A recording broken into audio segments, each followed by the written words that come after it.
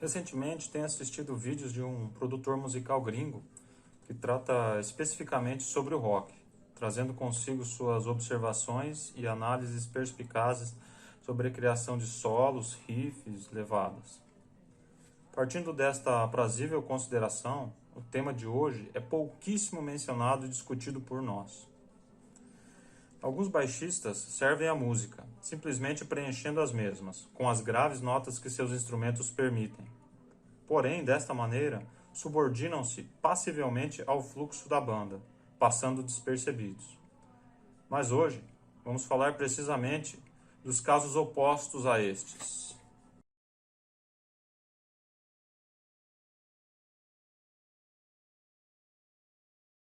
Saudações a todos!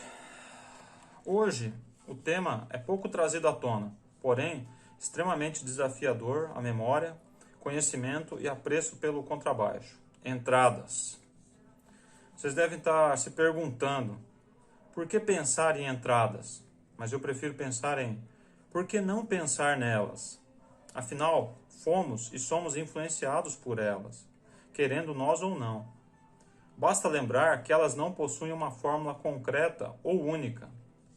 Lembremos-nos da icônica introdução de Duff McKagan em Sweet Child O' Mine, sempre esquecida em listas de top basslines, ou da super recordada pelas mesmas Another One Bite the Dust.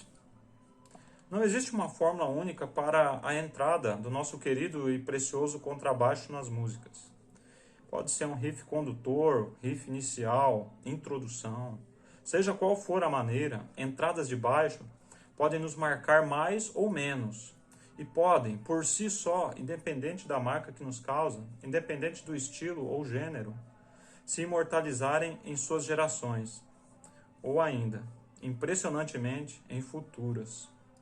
Hoje, trago 5 entradas com contrabaixo na música que, na minha simplória e pequena opinião, transmitem, e muito mais, do que apenas a presença e acompanhamento despercebido nas obras que estão inseridas, e que sagraram verdadeiros instantes de genialidade singular na música brasileira. Vamos a elas! O caminho do bem, o caminho do bem,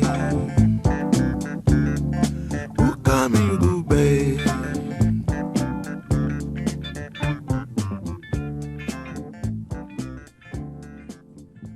A peculiaridade dessa entrada é que ela simplesmente se comporta como a sombra da melodia entoada pela voz. Eu vejo 1000 possibilidades que poderiam ter sido feitas nessa introdução, mas curiosamente a escolha foi feita para o baixo. Tim Maia, gênio musical, exímio observador do bom senso musical, poderia nessa hora ter optado por outro instrumento, contrastando com a sua voz, tanto em melodia quanto em altura e timbre.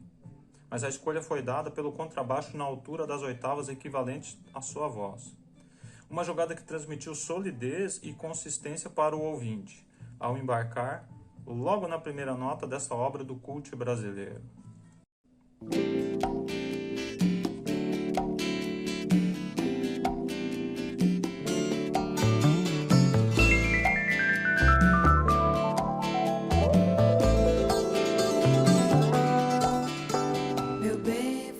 A primeira frase de baixo executada na música é uma das frases que se repetirão no decorrer dela, ora aparecendo na metade da primeira estrofe, ora aparecendo na metade da segunda, em alternância com a primeira.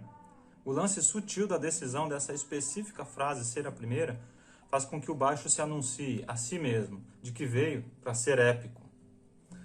Uma frase logo de cara com as notas mais agudas de toda a composição para introduzir a linha que na verdade começa com uma nota grave, que só depois atingirá aquela mais aguda novamente.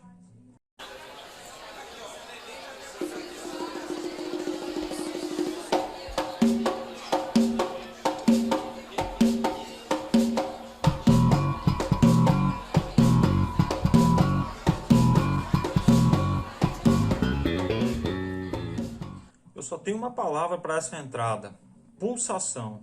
Atabaque e contrabaixo são o pavimento sólido para todo o balanço e swing que se desenrola.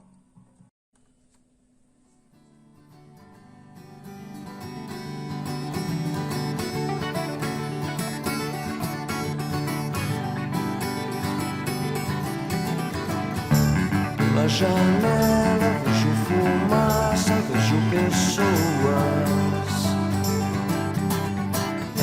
Na rua os carros, no céu o sol e a chuva. O telefone tocou. Na mente fantasia. A música se inicia com um tom erudito. O baixo entra passando sem pedir licença e simplesmente se estabelece como a coluna vertebral do som.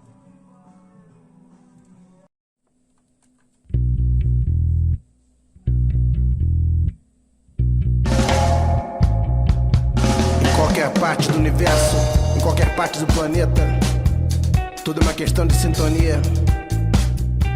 A frequência de energia. Ao contrário das outras, essa linha é o fio condutor da música, iniciando-a.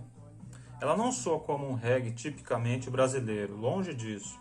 Ela é uma típica linha de baixo tradicionalmente jamaicano, mas feita no Brasil. Mostra a genialidade e a genuinidade do nosso baixista quando se trata em referência. Expõe e evidencia essas particularidades, o primitivo e o rudimentar. O diferencial aqui está em ter começado com o contrabaixo sozinho, diferentemente do reggae jamaicano, que sempre tem uma chamada de batera para iniciar. Um acerto feliz e ousado, que fez toda a diferença. É isso aí, pessoal. E essas foram as 5 entradas de contrabaixo que eu consegui listar. E digam aí o que vocês acharam. Postem aí, comentem aí quais são as entradas de contrabaixo brasileiro que vocês mais acham interessantes, que mais se afeiçoam e quais destas vocês curtiram mais, certo? Fico por aqui, vejo vocês, até a próxima.